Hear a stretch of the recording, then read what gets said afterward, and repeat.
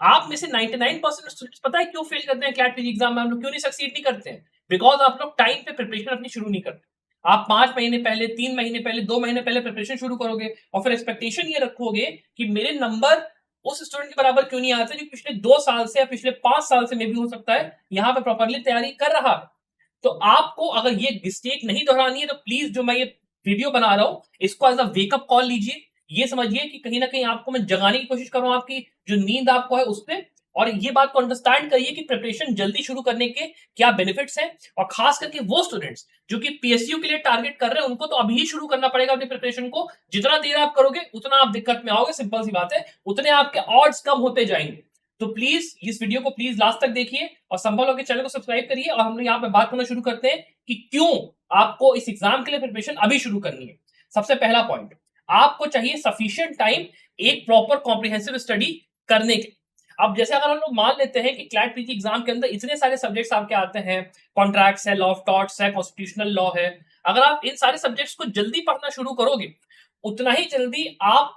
इसके अंदर एक डेप्थ बना पाओगे, ग्रास्प बना पाओगे, जिसमें कि आप जो आपके कॉन्सेप्ट्स हैं, स्टेट्यूट्स हैं, आपके जो केस लॉज हैं, प्रेसिडेंट्स हैं, या फिर जो रीसेंट केस लॉज हैं, उनको आप जितना ज्यादा डेप्थ में पढ़ोगे उतना जल्दी आपको चीजें याद होंगी, उतने कॉम्प्रिहेंसिवली आप उसमें जा पाओगे। और अगर क्वेश्चन कोई भी आ जाए, चाहे कॉन्ट्रैक्ट एक्ट के बिल्कुल एकदम लास्ट कोने से भी क्वेश्चन आ रहा है, तब भी आप आंसर कर पाओगे, बिकॉज आपने प्रॉपर टाइम लगा के कॉन्ट्रैक्ट एक्ट को या कॉन्स्टिट्यूशनल लॉ को या इनकम टैक्स एक्ट को या किसी भी आप पर्टिकुलर लॉ को पढ़ रहे थे। सो it is very important that you time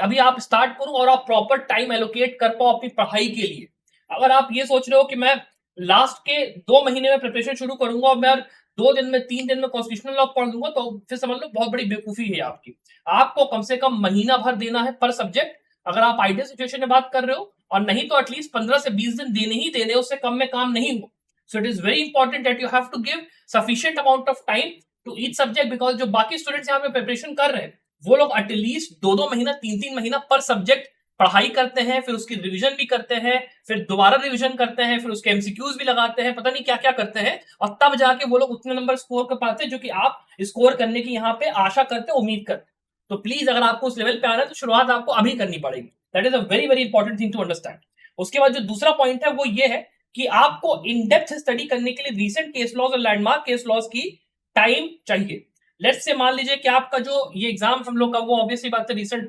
developments और लैंडमार्क केस लॉस पे यहाँ पे आता है, क्लैट पीजी का आपको पैटर्न पता है। अब यहाँ पे जब आप जल्दी स्टार्ट करोगे तो आपको सीधे सीधे जो डिटेल्स है अराउंड द केस लॉ, उसके इम्प्लीकेशंस क्या थे, जो पॉइंट था लॉ नंबर 1 जब आया तो उसकी वजह से क्या चेंज आया, फिर उसके बाद जब ये केस आया तो जो लॉ का पॉइंट नंबर 2 था उसमें क्या चेंज आया, जिसकी वजह से पॉइंट 3 आया, फिर पॉइंट 4 आया। एक पूरी सीरीज ऑफ प्रेसिडेंट्स होता है, उसको अंडरस्टैंड करने के लिए you have to study it very effectively. और साथ में जो आपके, अगर मान लो हाइपोथेटिकल सिचुएशंस की आप बात करते हो, जो आपके ऐसे क्वेश्चंस आते हैं जिसमें कि आपको एप्लीकेशन बेस्ड आंसरिंग करनी है based upon a particular subset of paragraph जो कि वहां पे दे दिया गया क्लैट पीजी एग्जाम में, तो उस चीज के भी जितने आप मॉक पेपर्स लगाने का सोच रहे हो वो आप तभी अच्छे से कर पाओगे जब आपकी इन डेप्थ स्टडी होगी केस लॉज की। इफ यू आर थिंकिंग कि मैं जाऊंगा और हवा में पढ़ाई कर लूंगा, 1 पन्ना पलटूंगा, 2 पन्ना पलटूंगा, केस लॉ ब्रीज से मेरा काम चल जाएगा, भैया ऐसे काम नहीं होता। You at least have to spend day और 2 into the leading case laws. Landmark case law में 1 से 2 दिन लगता है पढ़ाई करने में,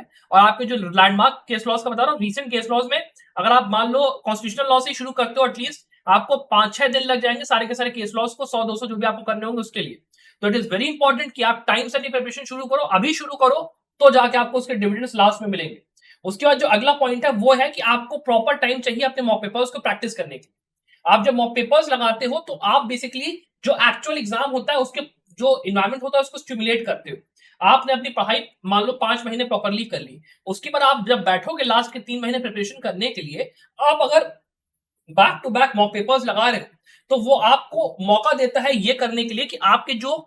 मल्टीपल मॉक पेपर्स होंगे सेवरल वीक्स या मंथ्स में, वो कहीं ना कहीं आपको जो एरियाज है जहां पे आप स्ट्रगल कर रहे हो, मान लो कॉन्स्टिट्यूशनल लॉ में आपको दिक्कत आ रही है, आपको टैक्स लॉ में दिक्कत आ रही है, वहां पे आप वापस जाके काम कर पाओगे, आपके पास एम्पल अमाउंट ऑफ टाइम रहेगा। ये थोड़ी ना होगा कि मैंने 3 महीने प्रिपरेशन शुरू करी पहले, 2 महीना मेरे को लग गया पढ़ाई करने में, जो कि मतलब क्या ही पढ़ाई हुई होगी उतने टाइम में, और फिर वो करने के बाद जो लास्ट का 1 महीना बचा है उसमें आप मॉक पेपर लगाने जाओगे तो आप फिर इसी में हैरान हो रहे हो कि मैं पढ़ाई करूं कि मैं मॉक पेपर लगाऊं कि मैं अपने एरर्स को देखूं, वो पूरा का पूरा बस एक खिचड़ी बनेगा और कुछ नहीं होगा। ठीक है, तो लास्ट मिनट वाले काम मत करिए, अभी इसको शुरू करिए। और साथ में जो आपके मैनेजमेंट स्किल है, टाइम मैनेजमेंट स्किल्स, कि कितनी जल्दी जल्दी मेरे को पेपर के अंदर किस क्वेश्चन को टाइम देना है, बिकॉज जो पैटर्न है वो हमेशा पलटता रहता है। कभी 12-10 का आएगा, कभी 20-6 का आएगा, कभी 24-5 का आएगा, और कोई भरोसा नहीं है कंसोर्शियम का कि वो लोग कौन सा पैटर्न उठा के नेक्स्ट टाइम दे देंगे। तो उस चीज को बचने के लिए आपको प्रिपरेशन अभी शुरू करनी पड़ेगी, विदाउट अ डाउट। उसके अलावा अगर आप मान लो इस बार कंफ्यूज हो कि मेरे को प्रिपरेशन कैसे करनी है, बिल्कुल आपको समझ में नहीं आ रहा, ना पेपर पैटर्न समझ में आ रहा, नहीं समझ में आ रहा है कि यार प्रिपरेशन की कैसे जाती है, मैं पढ़ाई कैसे करूं, मेरे को तो आज तक इससे पहले कोई ऐसा कॉम्पिटेटिव एग्जाम दिया ही नहीं है, तो आप आइए हमारे कंप्लीट प्रिपरेशन कोर्स में ज्वाइन करिए। मैं खुद वहां पे एज अ मेंटोर आपके साथ रहूंगा, ठीक है। वहां पे आप मुझे सीधे सीधे कॉल करो, मुझसे पूछो कि सर कैसे प्रिपरेशन करनी है, मैं पूरा बताऊंगा। कोर्स के अंदर क्या क्या आपका रहेगा, आपके जितने भी कॉम्प्रिहेंसिव सब्जेक्ट्स हैं, कॉम्प्रिहेंसिव लेक्चर्स, हर सब्जेक्ट का लैंडमार्क जो केसेस है, रीसेंट केसेस है, उनके पूरे पूरे कॉम्प्रिहेंसिव वीडियो लेक्चर होंगे, स्टडी नोट्स उनके होंगे। साथ ही में हम लोग जो एक नई चीज में ऐड करने जा रहे हैं वो ये है कि जो आपके मॉक पेपर्स होंगे उसके लिए आपके वीडियो सोल्यूशंस होंगे, जो आपके 25 लाइव मॉक पेपर्स होने उसके सेपरेट वीडियो सोल्यूशंस होंगे। तो आपको ये नहीं है कि मॉक पेपर के अंदर केवल रिटन जो आपका सोल्यूशन होता है वो रहेगा, वीडियो सोल्यूशंस पूरे रहेंगे। अलॉन्ग विद दैट जो आपके केस लॉज है 100 कॉम्प्रिहेंसिव, उनके वीडियो लेक्चर्स पूरे आपको मिलेंगे। रीसेंट केसेस के मंथली बेसिस पे पूरे वीडियो लेक्चर्स मिलेंगे आपको। उसके साथ में जितने अपडेट्स है till the month of November 2024 sorry पूरा मिलेगा। उसके साथ में आपको मॉक पेपर्स के अंदर सारे के सारे पैटर्न, 12-10 हो, 20-6 हो, 24-5 हो, कोई पैटर्न यहाँ पे छोड़ा नहीं जाएगा। 100 आपको सब्जेक्ट वाइज मॉक पेपर्स अलग से मिलेंगे। तो इतना कुछ आपको केवल 5999 में नहीं बल्कि 5499 में अवेलेबल है। और ये आपका जो अभी मंथ एंड सेल चल रहा है उसमें आपको ये रहेगा 30 अप्रैल तक, ये आपका जो प्राइस है वैलिड रहेगा। तो स्टूडेंट्स अगर आपको एनरोल करना है और प्रिपरेशन अभी से शुरू करनी है, सही तरीके से करनी है, आप हमारा पास रिकॉर्ड देख सकते हो इसके अंदर, तो आप डेफिनेटली यहाँ पे आओ। और अगर आपको लगता है मान लो कि भाई मैं अपनी तैयारी खुद कर लूंगा, ठीक है, मेजर तैयारी फाउंडेशन सब्जेक्ट से मैं खुद करूंगा, मेरे को केवल मॉक पेपर और केवल मेरे को केस लॉ की समरीज और बाकी सब कुछ चाहिए, तो आप आइए यहाँ पे 4000 की कोर्स में एनरोल करिए। वैसे मैं इस कोर्स में एनरोल करने के लिए आपको कहूंगा नहीं, बिकॉज जो आपको वीडियो लेक्चर्स मिलेंगे उस वाले कोर्स के अंदर केस लॉज एंड ऑल के, वो आपको बेनिफिट करेगा। साथ में रिविजन करने में आपको जो बाकी लेक्चर्स है वो काम ही आएगा। बट आपको अगर एनरोल करने का फिर भी हो रहा है, आप करो मॉक पेपर्स और केस लॉ ब्रीफ आपको इस पूरे कोर्स में मिल जाएंगे। अपार्ट फ्रॉम दैट आपके ऊपर है कि आप कैसे उसको लेके जाना चाहते हो। अगर आप बिना कोर्स लिए प्रिपरेशन करना चाहते हो, वेल एंड गुड, मैं आपको पूरा गाइड करूंगा, कोई ऐसी दिक्कत नहीं। अब इसके बाद बात कर लेते हैं अगली चीज की, जो बहुत ही इंपॉर्टेंट फैक्टर है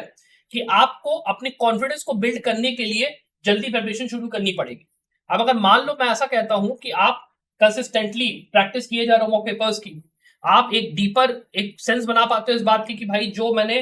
पढ़ाई करी है उस पढ़ाई को मैं अप्लाई कैसे करूंगा इस पेपर के अंदर। साथ में आप एक कॉन्फिडेंस डेवलप कर पाते हो कि हाँ चलो ठीक है, मैं पेपर दे रहा हूं, मैंने 20 पेपर्स दे चुका हूं, मेरा स्कोर कंसिस्टेंट लेवल पे अच्छा आ रहा है, और अब जब मैं एक्चुअल पेपर देने जाऊंगा तो मेरे को अंदर से डर अब कम है, क्योंकि मुझे पता है कि किस तरीके से पेपर वर्क करता है। That is the way you prepare. जो स्टूडेंट्स टॉप करते हैं ना, वो एटलीस्ट 20, 25, 30 मॉक पर लगा लगा के जाते हैं, तब जाके उनके 75, 80, 85 मार्क्स आते हैं, हवा में नहीं आते हैं। तो आपको एटलीस्ट इस काम के लिए, अपने कॉन्फिडेंस को बिल्ड करने के लिए अभी प्रिपरेशन को शुरू करना पड़ेगा। Apart from that effective time management करना है। अगर आप कि आप गए, आपने एक पूरा चार्ट बनाया कि हाँ मेरा ये सब्जेक्ट ऐसा है जो कि कमजोर है, उसके हिसाब से आपने ये प्लान करना शुरू करा कि ठीक है मैं 20 दिन कॉन्स्टिट्यूशनल लॉ को, 10 दिन आईपीसी को, 10 दिन सीआरपीसी को, 10 दिन एविडेंस को, और फिर 4 महीने में कैसे मैं सब सिलेबस खत्म करूंगा, ये आपने बनाया। फिर उसके हिसाब से मान लो आप डेडिकेट करना शुरू करते हो दिन का, मैं शेड्यूल बात कर रहा हूँ कि 2 घंटा आपने मान लो कॉन्ट्रैक्ट को दिया, उसके बाद आपने शाम को कहा मैं टॉट लॉ पढ़ूंगा, फिर उसके हिसाब से आपने एक बैलेंस रूटीन सेट करा, अपने कॉलेज के पढ़ाई के साथ उसको आपने सेट करा, आप मान लो जॉब कर रहे हो उसके हिसाब से आपने सेट करा। जब एक टाइम टेबल के साथ आप चलोगे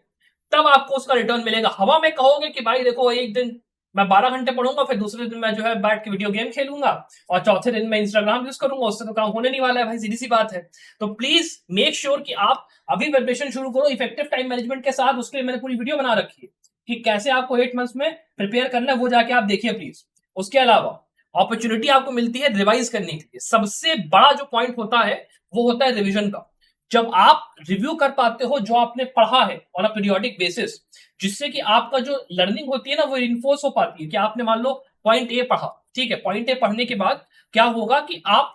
उस चीज को जब दोबारा देखोगे तो आपको दोबारा वो चीज याद आएगी कि हाँ अरे यार ये तो मैं 2 महीने पहले पढ़ा था, मैं भूल गया, अब मेरे को दोबारा याद आ गया। That what will happen is कि वो मेमोरी रिटेंशन आपका बढ़ाता जाएगा। बार बार उस चीज को पढ़ोगे उतना ज्यादा आप दिमाग में रिटेन कर पाओगे। That is very important. और आपको जो आपकी ऐसी एरियाज है जहां पे आपको फर्दर अटेंशन चाहिए, मान लो मॉक पेपर आप लगा रहे हो, मेरे को पता लगा ये चीज कमजोर, मैंने आपको बता चुका ये पॉइंट, तो आपको फायदा करेगा। तो इट इज वेरी इजी कि आप हफ्ते के एंड में ये टाइम निकालो कि सैटरडे संडे मेरे को रिवीजन करना है जो सब्जेक्ट मैं पढ़ रहा था पिछले हफ्ते से, that will very very be effective आपके पूरी पढ़ाई में। अपार्ट फ्रॉम दैट फ्लेक्सिबिलिटी आपकी रहेगी for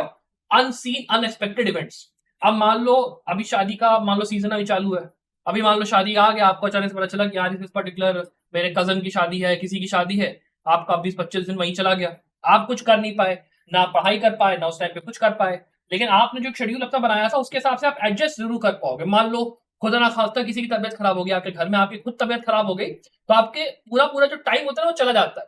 and in order to circumvent that problem, आप अगर एक शेड्यूल पहले से बना के चल रहे हो तो आप उसमें बफर टाइम एलोकेट कर पा रहे हो कि हाँ भाई चलो बफर टाइम मेरे पास इतना इतना बचा था, अब मैं इसका इस्तेमाल करके यहाँ से ऐसे पढ़ाई कंटिन्यू करूंगा अपनी। तो इट इज वेरी इंपॉर्टेंट कि आप एक रूटीन बनाओ, शेड्यूल के साथ अपना स्टिक करो, और अगर मान लो बीमारी पड़ती है, शादी आती है, कुछ भी आता है, व्हाटएवर द केस भी, त्योहार आता है, आप अपनी स्टडी का जो शेड्यूल है वो पूरा कर पाओ आपके एक्सपेक्टेशन के हिसाब से, तब जाके आपका एग्जाम निकलेगा, हवा में नहीं निकलेगा। उसके बाद आपको अगर जैसे मान लो किसी भी पर्टिकुलर पॉइंट पे चैलेंज आ रहा है कि भाई मैंने स्टार्ट करना शुरू करा पढ़ाई को, लेकिन मेरे को ये पर्टिकुलर टॉपिक नहीं समझ में आ रहा, ये मेरे को पॉइंट नहीं समझ में आ रहा, तो आपके जो भी आपके मान लो कॉलेज में की फैकल्टी उससे आप मान लो पढ़ रहे हो, कोई ट्यूटर है आप उससे पढ़ रहे हो, या फिर आप मान लो ऑनलाइन रिसोर्सेज का यूज कर रहे हो, उसके थ्रू आपके जो डाउट्स है जब आप उनको क्लियर करते हो ना, तो आप अपने दिमाग को मजबूर करते हो मेहनत करने पे,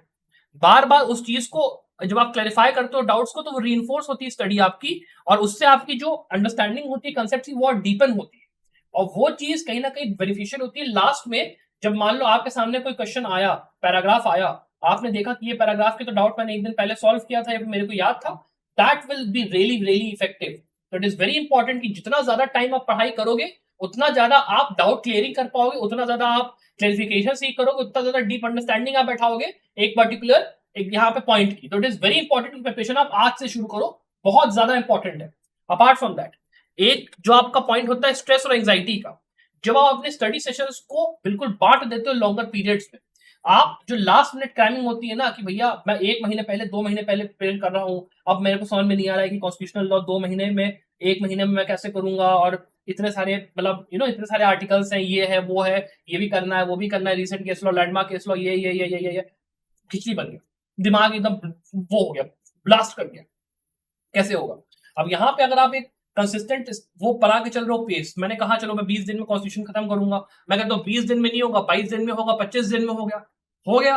होने के बाद आपने अपने लैंडमार्क केसेस पढ़े, रिसेंट केसेस पढ़े, मॉक पेपर अपना लगाया, आप बिल्कुल शेड्यूल के साथ चल रहे हो, रिवाइज करते हो, बढ़िया चल रहे हो, कोई स्ट्रेस नहीं, कोई एंग्जाइटी नहीं, कोई लफड़ा नहीं, कुछ नहीं, बिकॉज आपके दिमाग को पता है कि हाँ भाई मेरे को यही प्रोग्राम फॉलो करना था। ठीक है, अब जैसे मान लो आप कहीं रेलवे स्टेशन पे खड़े हो, अब रेलवे स्टेशन पे क्या होता है, आप जब ट्रेन आती तो आपको पता है कि भाई इस पर्टिकुलर टाइम पे ट्रेन आनी है, आप निश्चिंत हो कि भाई मैं टाइम से पहुंच गया, मेरे ट्रेन नहीं छूटेगी। ठीक है, आप वही पहुंच रहे हो 2 मिनट पहले ट्रेन के, आपको ये भी नहीं पता कि ट्रेन स्टेशन से चल दी है कि वहां पे हो सकता है ट्रेन मान लो रुकी हुई हो, क्या है कुछ नहीं पता आपको। तो in order to avoid that particular fiasco, अभी से प्रिपरेशन शुरू करिए, खास करके पीएसयू वाले स्टूडेंट्स, तभी आपका काम बनेगा। अगला पॉइंट, आप लॉन्ग टर्म मेमोरी रिटेंशन जो होता है वो एक बहुत ही इंपॉर्टेंट साइकोलॉजिकल फैक्ट है, जो मैं वीडियो की स्टार्टिंग में बोल रहा था ना